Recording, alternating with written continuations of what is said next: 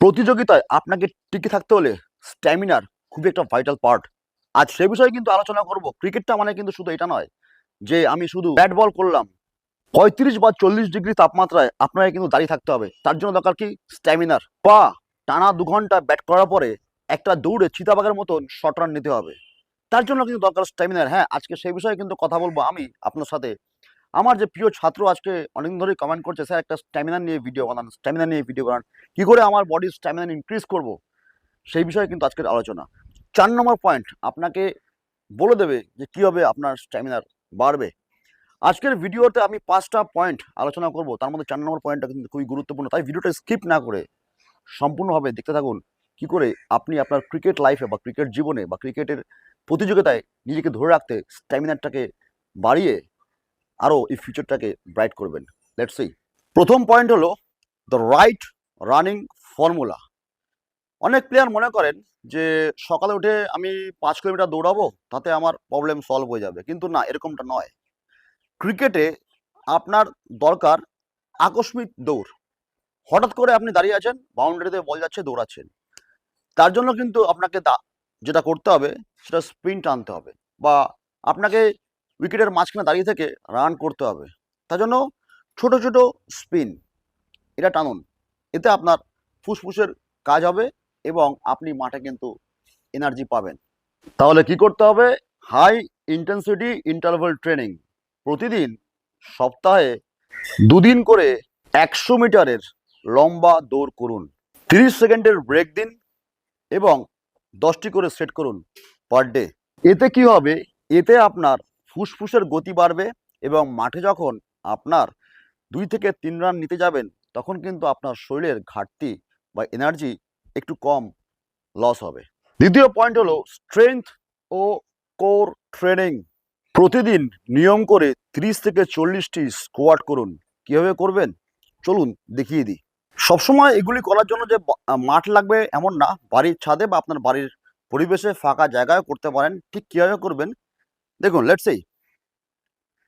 Just আমার shoulder wise পা খুললাম এবং দেখতে পাচ্ছেন আমার শোল্ডার ওয়াইজ পা খোলা, যতটা কাঁধ চওড়া ততটাই পা খুললাম এবং হাত দুটোকে সমান রেখে জাস্ট বসা। এখান থেকে সোজা, শরীর সোজা থাকবে, খুব স্লো মুভমেন্ট হবে। ঠিক এইভাবে ৩০ থেকে ৪০টি ৩০ থেকে ৪০টি যদি আপনি রেগুলার বেসে করতে পারেন, তাহলে আপনার এই কাফ মাসল এবং থাইয়ের প্রচুর স্ট্রেংথ আসবে, যেটা আপনাকে হেল্প করবে আপনার ক্রিকেট মাঠে স্ট্যামিনার একটা মেরুদণ্ড বলতে পারেন। যদি এটা আপনি করতে পারেন, তাহলে বোলিং, ব্যাটিং এবং ফিল্ডিং ৩টে সেক্টরেই কিন্তু আপনার সফলতা আসবে। এইবারে আসছে ক্রিকেটের ওই সেগমেন্ট, যে ব্যায়ামটা তার নাম হচ্ছে প্ল্যাঙ্ক। এটা তোমরা যারা জিমে যাও তারা কিন্তু সবাই জানো যে প্ল্যাঙ্ক কতটা গুরুত্বপূর্ণ। এটা করলে তোমার সম্পূর্ণভাবে পুরো বডিতে একটি আলাদা রকম স্ট্রেংথ আসবে। শুয়ে পড়ে হাঁটু দুটো কোণে দুটোকের উপর ভর দিয়ে পিঠটাকে আস্তে করে তুলে দিতে হবে। এটা প্রতিদিন ১ মিনিট করে ৩টে সেট করবে। এটা করলে দেখবে অনেকটা বেটার রেজাল্ট পাবে। ৩ নম্বর পয়েন্ট হলো hydration magic, the power of hydration. ৯০% ছেলেরা কিন্তু এই ভুলটা করে।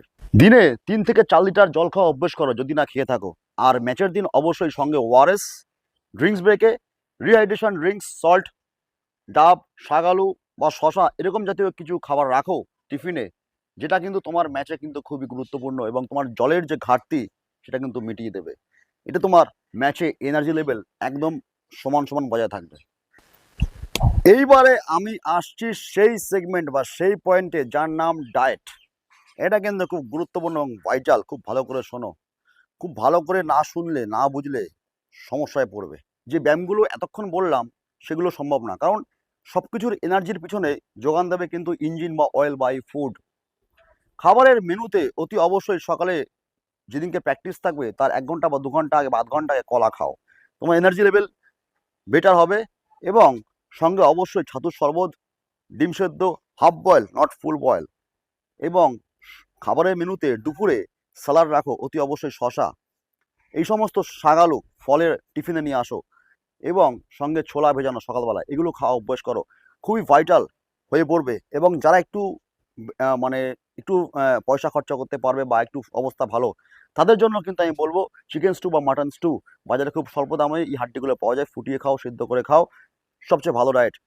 আর আজই বন্ধ করো কোল্ড ড্রিঙ্কস এবং তেলাক্ত খাবার, যেটা তোমার খেলার ভিতরের জীবন, তোমার খেলার বাইরের জীবন দুটোই ক্ষতি করতে পারে। সব থেকে গুরুত্বপূর্ণ যেটা, সেটা হলো আমাদের ঘুম।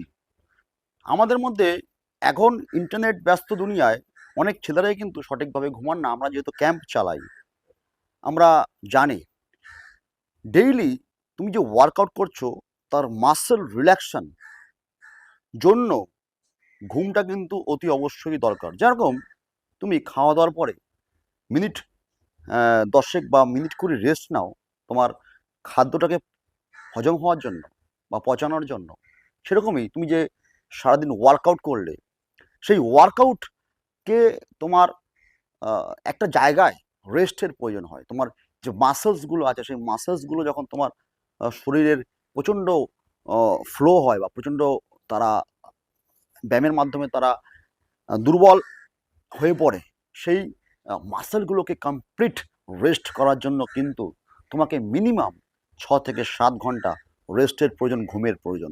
এটা অবশ্যই দরকার। এবং যেটা তোমরা তার সাথে দরকার, লাস্ট সেগমেন্টে বলে যাচ্ছি, সেটা হলো তোমরা খেলাধুলার পরে কেউই কুল ডাউন করো না, স্ট্রেচিং করো না। তার জন্য কিন্তু অনেকে ক্র্যাম্প হয়। এই স্ট্রেচিং এবং প্র্যাকটিসের পরে কুল ডাউন করাটা খুবই কিন্তু ভাইটাল। তাহলে এই 5টি পয়েন্ট, এই 5টি পয়েন্টের দ্বারা অতি সহজেই কিন্তু তুমি তোমার শরীরের স্ট্রেংথ বাড়াতে পারবে। আশা করি তোমরা এই ভিডিওটা খুব ভালো করে দেখেছো এবং দেখে বুঝতে পেরেছো যে ডেইলি আমাকে কি করতে হবে। শুরু থেকে শেষ পর্যন্ত যে সমস্ত কথা বললাম, তোমার নিয়ম করে 1টি মাস মেনে চলো, দেখবে তোমার শরীরের আমূল পরিবর্তন আসবে। এটা আমার গ্যারান্টি, এটা বেঙ্গল ক্রিকেটের তরফ থেকে সুব্রত ঘোষের গ্যারান্টি।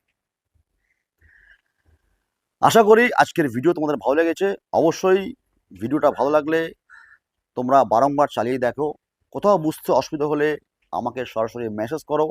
নাম্বার, হোয়াটসঅ্যাপ নাম্বার, আমার কলিং নাম্বার একটাই দেওয়া আছে স্ক্রিনের উপরে এবং আমার ডেসক্রিপশন বক্সে তো অবশ্যই দেওয়া থাকে একাডেমির ঠিকানা, অ্যাড্রেস এবং অতি অবশ্যই আমার হোয়াটসঅ্যাপ নাম্বার বা কলিং নাম্বার, যাতে করে কোনো ছাত্র যদি কোনো অসুবিধার মধ্যে পড়ে বা কোনো রকম সমস্যা হয়, সরাসরি কিন্তু আমার সাথে কথা বলতে পারো। এর আগেও বহু ছাত্র আমার সঙ্গে কথা বলেছে। মাথায় রাখবে, যদি কোনো কারণে ফোনটা ধরতে না পারি সেই সময়, তাহলে পরে ফোন করবে। অনেক ছাত্র অনেক জায়গা থেকে কলিং করে, নানান কাজে আমিও ব্যস্ত থাকি। আজ এই পর্যন্তই, দেখা হচ্ছে পরবর্তী ভিডিওতে। চোখ রাখো বাংলার একমাত্র cricket channel Bengal cricket. Thank you so much.